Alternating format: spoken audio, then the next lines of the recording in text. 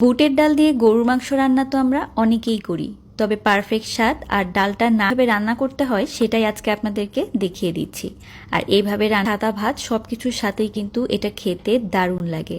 একদম সহজভাবে রেসিপিটা তৈরি করতে একদম পারফেক্টভাবে রান্না। তো এখানে গোটা গরম মশলা দিয়ে দিচ্ছি, তার মধ্যে দারুণ লবঙ্গ, তেজপাতা, তার সাথে একটা কালো এলাচ দিয়েছি, গোটা জিরা, আর তার সাথে দিয়ে দিলাম হাফ চা চামচ কাঁচ আর 5-6টার মতো শুকনা মরিচ। এগুলোকে হালকা করে একটু দিব। এখানে হাফ কাপ পরিমাণে পেঁয়াজ কুচি, পেঁয়াজ লাল লাল করে ভেজে নিতে হবে। এরপর দিয়ে দিব 2 টেবিল চামচ পরিমাণ আদা বাটা, 1 টেবিল চামচ বাটা, আর তার সাথে দিয়ে দিচ্ছি জিরা বাটা।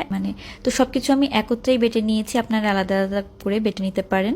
তো মশলা দিয়ে দিচ্ছি, তার মধ্যে আছে শুকনা মরিচ গুঁড়া, লবণ, ধনিয়ার গুঁড়া আর জিরার গুঁড়া। তো এগুলো কিন্তু আমি সবকিছুই 1 চামচ করে, গুঁড়াটা আমি এখানে 2 চামচ ব্যবহার করেছি। তো মশলাটা সামান্য পানি দিয়ে খুব ভালোভাবে কষিয়ে নিয়েছি। আর এখানে আমি ব্যবহার করেছি, এটা আমি বাড়িতেই তৈরি করে নিই, শাহি গরম মশলা, আপনারা প্যাকেটেরটা দিতে পারেন। তো এখানে 1 কেজি পরিমাণ গরুর মাংস। আর এখন যে মশলাটা দিলাম এটা হচ্ছে রাঁধুনি, এটা কিন্তু কোনো না, এই মশলার নামই রাঁধুনি। আপনারা যে কোনো ধরনের মশলাটা অনায়াসে পেয়ে যাবেন। তো ঢাকনা দিয়ে আমি কিছুক্ষণের জন্য রেখে দিয়েছিলাম, এতে করে মাংস থেকে অনেকটা পানি বের হয়েছে। আর নিব।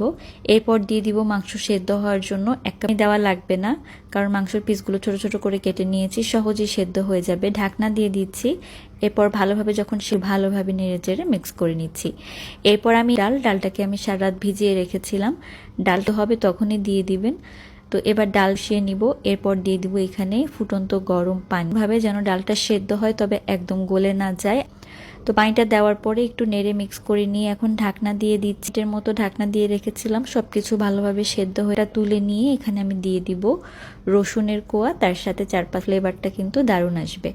এবার নিচ্ছি, চুলার জালটা একটু মিডিয়াম লোতে রেখে অপেক্ষা করব যতক্ষণ আর উপরে তেলটা ভেসে ওঠে। তো উপরে যখন তেল ভেসে ওঠার পরে আবারও ভালোভাবে একটুখানি মিক্স করে নিব।